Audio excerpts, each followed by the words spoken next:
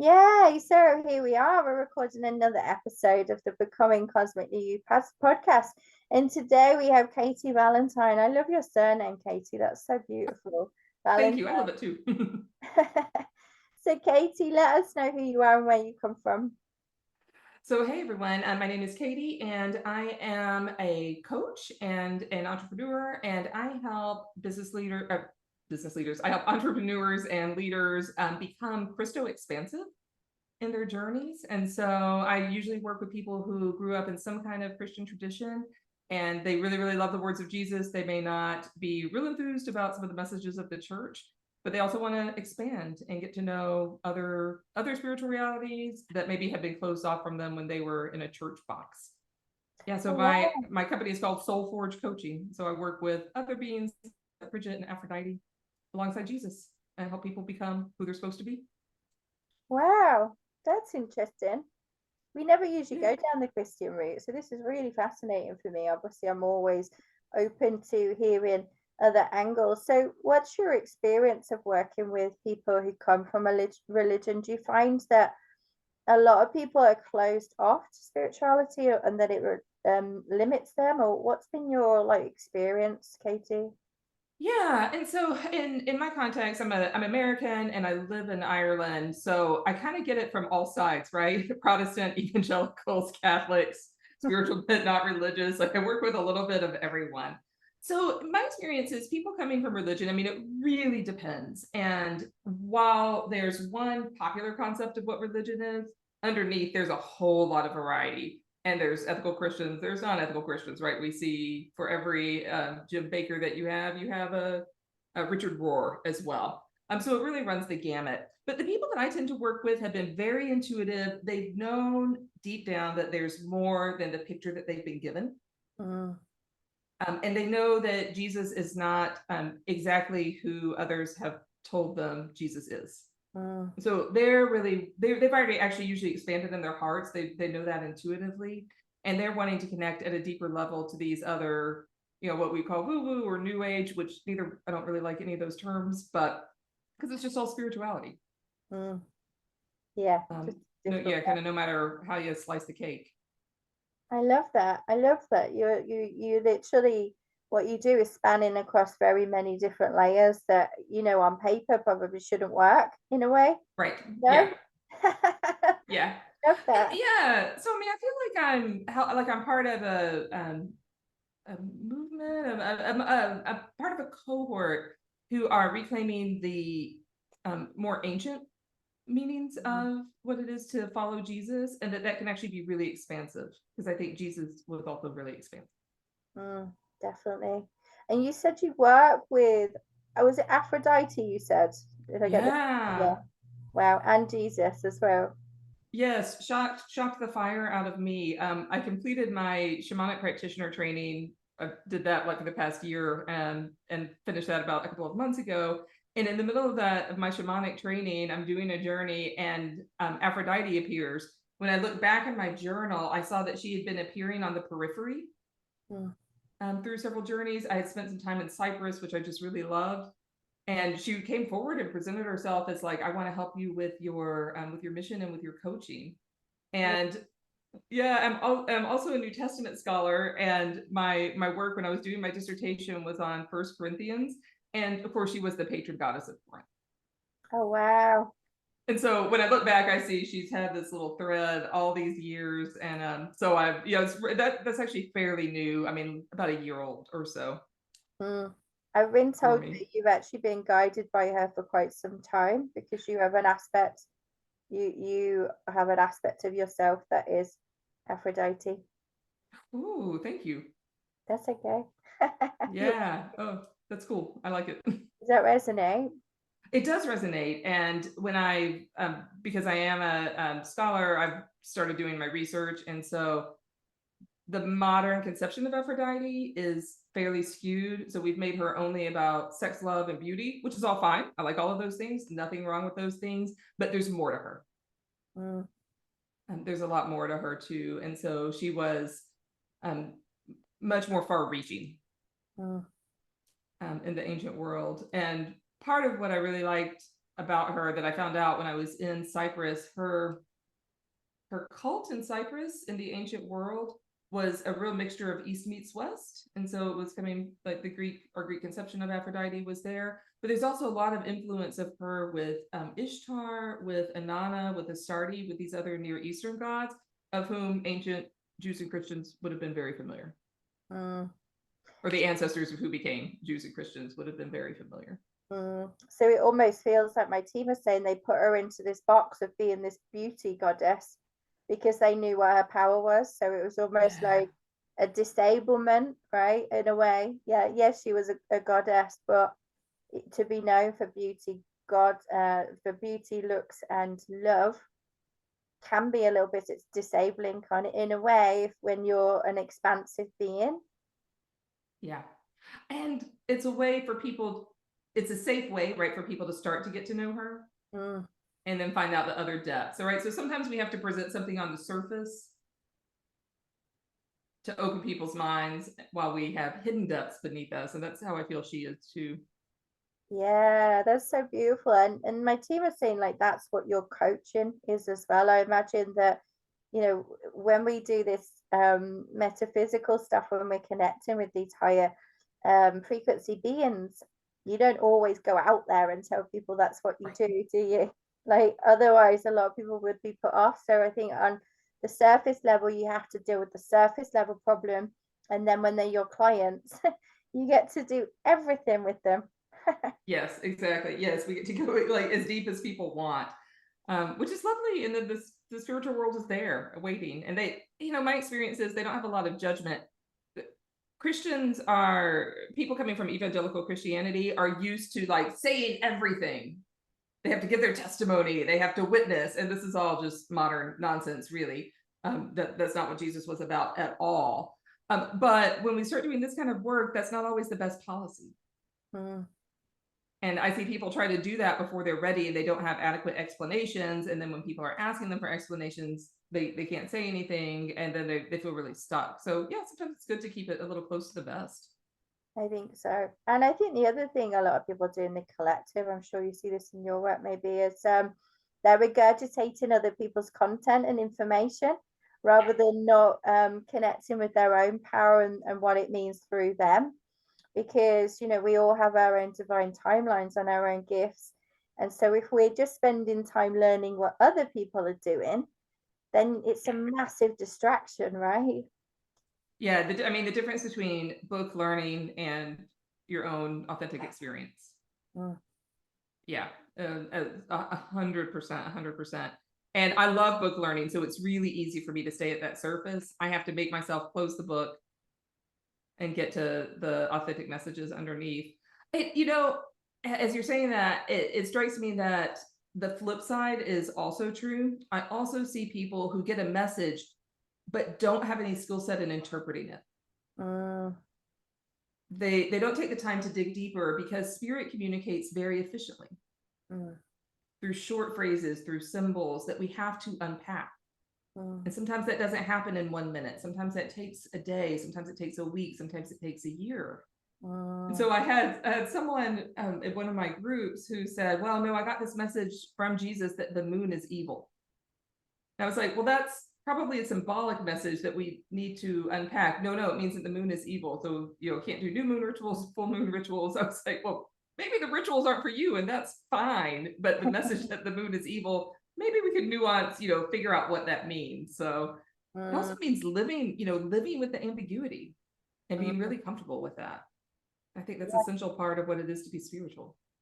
I think so. And I think that's quite scary for a lot of people because I think people have been programmed to be robotic, right? Go to school, be programmed with words, and then get a job. Well, go to university or whatnot, go to study, and then go to get a job, and then, you know, and then retire, and then die. And I think people struggle with the ambiguity and not being clear, right? But I really love waking up and just thinking, what am I going to do today? And then tuning into spirit, and then them telling me and guiding me. And I couldn't imagine my life now without spirit.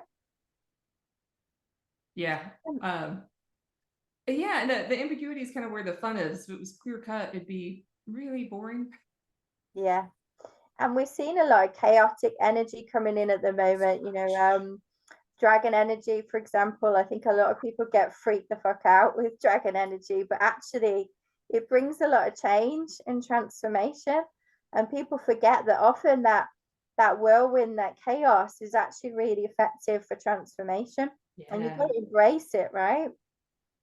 That's so funny about dragons. I just finished this really short group about finding to help people find soul guides through shamanic journeys, and all these dragons were showing up in people's journeys. And of course, I didn't put it together until the end of the class that we were entering the year of the dragon Mm. at the time. But you've been experiencing some dragon energy too. It sounds like Oh yeah, for years. I mean, I've had years. dragon guides for maybe 6 or 7 years, but I think because the collective are becoming more aware of it now and people are speaking about it, it's giving them invitation to stay. So I'm seeing a lot more messages on social media where people are actually normal people are seeing dragons in the clouds and things. And I'm like, Oh, oh my God, I've been seeing them for like ages. I'm glad that, everybody's seeing the stuff that I thought that it was only me looking up and seeing them.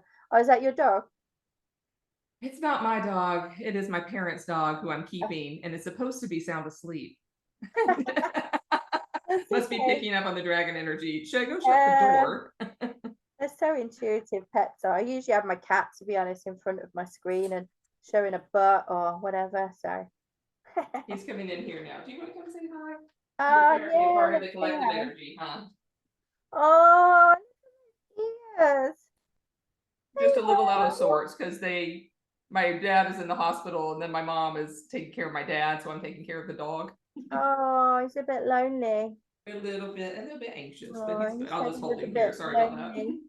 He said he was a bit lonely. You'll have to give some healing to him. Yeah, we can do some Reiki later. I know. So, what did you learn about? What have you learned about Aphrodite that you could share? Because I feel like you've got a really beautiful connection with the water as well. Right? I don't know if anyone's Yeah. told you that you. Yeah. Okay. Good. Yeah, yeah, I love water. So for Aphrodite, part of what I like about her is her expansiveness. She really can't be put in this box that we've tried to put her in. On Cyprus in particular, she was an iconic, and so we don't see a lot of visual depictions of her. And in the one of the ruins of the temples near the western part of the island, her representation was this ancient meteoric rock. Yeah, I've seen that Aphrodite's foot. Yeah. Oh my gosh, it just emanates this energy. So like that was really cool. Really, really cool to see that. And so she's so expansive, we can't limit her to a depiction. Mm, Like she's in this really ancient representation, she's embodied in this rock, like deeply, deeply of the earth. yeah. Yeah. And so that I love that. And she was also on Cyprus, it was a bloodless cult. And so they didn't offer animal sacrifices to her. Oh wow. It was Lovely. all like first fruits, yeah, rocks, flowers, and fruits, and water, and grain. Um, Oh that wow. that kind of offering. So that really resonates just with how I kind of operate in my shamanically informed spiritual world.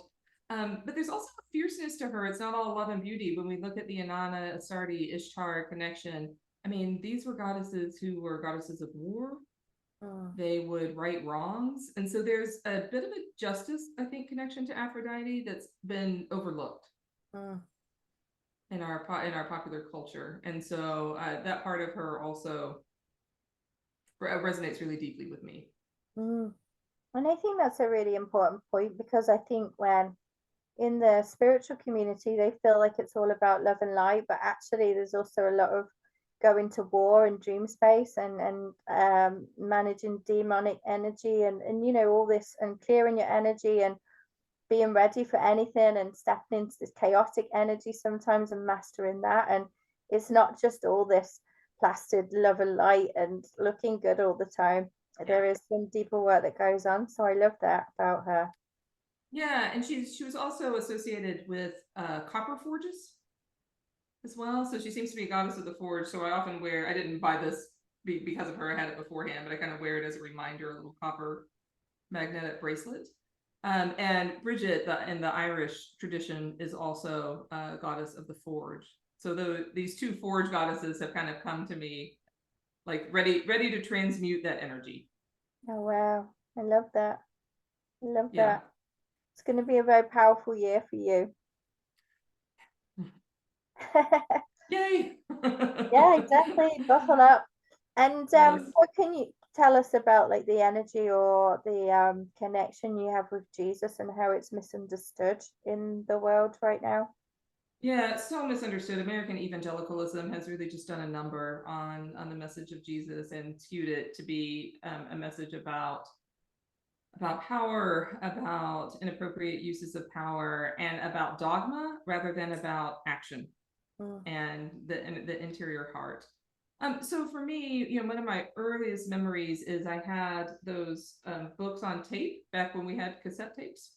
Yeah. And it would beep and you would know to turn the page before you could read. And so one of my earliest memories is lying in bed and I was turning the pages of the book, and it's the story of Jesus healing a man who couldn't walk. And when he's lowered through the roof of a house because the crowds around the house were too great.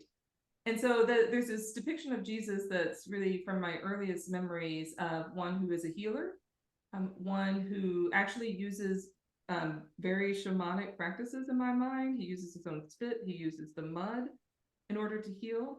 We also have hints from Jesus, especially in the Gospel of Luke, that some of the women who follow Jesus become later demonized, but they were probably plant workers. They were probably early healers who were teaching Jesus about the healing nature of the world around him. And so we also see this really deep interaction beneath the surface. It is just beneath the surface of our written words that Jesus was also learning. Jesus might not have come to earth as knowing everything. Like Jesus was open to learning and learning from women about the art of healing. I think also for me, the relationship with Jesus is one of intense care for the vulnerable. And that is a necessary part of spirituality, not in the sense of charity, although that's all good. It definitely has its place, but in the sense of empowering. So that in my work, if I'm empowering those who are vulnerable, whether in spirit, whether in body, then I am partnering with Jesus to make the world a better place.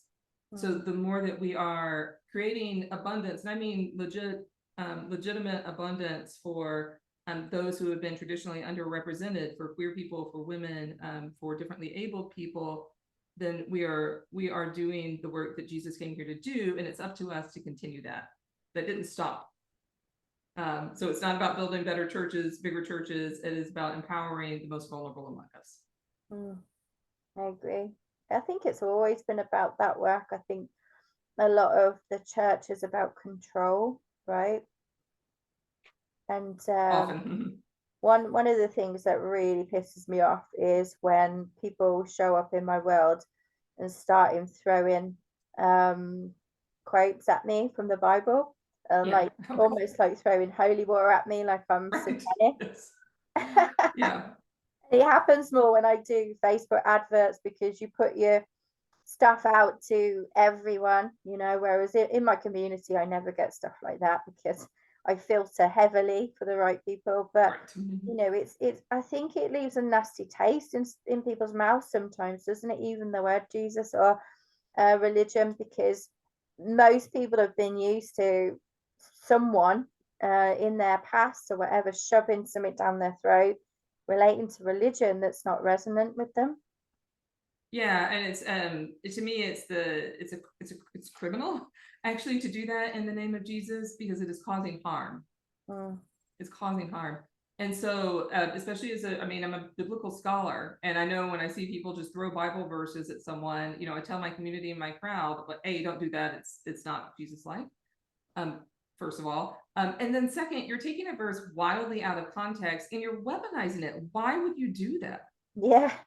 Why would you weaponize something that's supposed to be sacred? If we're going to use single Bible verses out of context, at least use them for inspiration. use them to be inspiring, use them to be comforting, not to be a weapon. And so, yeah, so that particular damage, for some people, it's too deep to restore any kind of credibility or legitimacy with church, with Jesus. And there's certainly great churches out there, right? Not every church is like that, but it's hard to see that through all of the painful weaponization of this kind of spirituality. But I think the really good news is the Spirit of Christ is way more far-reaching than a name or an identity. Like whatever this Jesus Spirit is, this Christ Spirit is present for people, no matter what we call it. Like that's like, to me, that is not the important part. The important part is the message. And however we can perceive the message, then it's great. Great for our building up humanity. Like Jesus came to empower humanity. So however that happens is Jesus' work. And it's just the work of love, isn't it? Raising the frequency. It's Christ consciousness. Like when I hear Christ consciousness or bringing love to the world, I just think of raising the vibration on the earth. Like you said, empowering people to do their own work, to do their own healing, and stepping into their own skills and gifts. And that's how I see it. And I think a lot of things get kind of like turned out of context around Christ consciousness and what that means, and that Jesus is coming back to save us somehow. And I just think like we're here to save ourselves first, and then we're here to lead others. We're not really dependent on one person. We have to take self-responsibility, and that's something on us, right? We have to lead first. Yeah, and becoming self-actualized. Like in my reading of the Gospels, Jesus assisted people in becoming self-actualized and in recognizing who they actually are. And so however that happens, I'm really happy about it. Oh, your doggy's there, bless him. His little heart is really like breaking a little bit. I can feel it, bless him. Yeah, he's been just a little out of sorts. He's a good dog. Yeah, he looks like a good job, just a little bit. Yeah, like you say, out of sorts. Oh, bless him. So where can people find you, Katy, if they want to be in your energy and find out more about what you do? Yeah, so the easiest way is just my website, soulforgecoaching.org. From there, you'll find freebies and ways to connect. Those who love Facebook, if you're not anti-Facebook, you can join my Facebook group, which is called the Metaphysical Christian. So if you type that into the search bar, it'll come up right away. Beautiful. What we'll do, Katy, is we'll include these links in your bio of the podcast so people can really locate you easily. And what kind of messages or what message would you like to leave the people on? What's kind of coming through the strongest right now for you? Yeah, I think what's coming through the strongest right now is that message of self-actualization and self-empowerment, that we're all in this together, and to forget the labels. Forget the labels that have defined us, whether it's for something or against something, and to be deeply, deeply present to spirit, and to give that time to work in your life. We're so used to this needing to happen within like 30 seconds. But actually, the real richness comes over the weeks, months, years. And to be really, really present to that ambiguity and to delight in it. To delight in that ambiguity, because that's where you'll find the richness in life. Yeah, and enjoy the days off. My team was saying, we really have to get used to surrendering and then sowing the seeds, picking the fruit, and then taking some time off in between. Like it's crazy how many people are just pushing for things nowadays. Yeah, the sweetness of that time off is essential. And in fact, some of the entrepreneur clients I work with, like, will write into their goals to take 2 days off a week. That's an essential goal, and that's where we find that's where we water the seeds. Yeah, the art of doing nothing. Yeah, it takes practice though, right? It does. and we can't mass days off as like opportunity to get every chore done. It has to be legit, like do nothing time from time to time. Yeah, do nothing and eat snacks. Yes. I love snacks.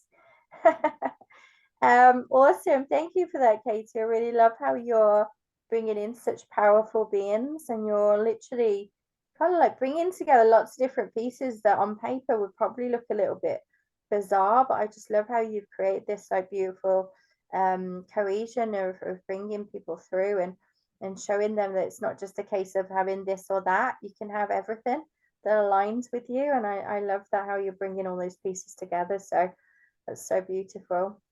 Thank you. Yeah, called to do this really tricky thing in life, but you know, what can you do but say yes? You look, they're saying you love a sadistic challenge, so you were the one to put your hand up for that. Show me Well, this. I'll have a little chat between lives this next time around, but we'll see. Yeah. Oh, bless you. Okay, cool. We'll start recording now. We'll thank our readers and our listeners, and then we'll have a little chat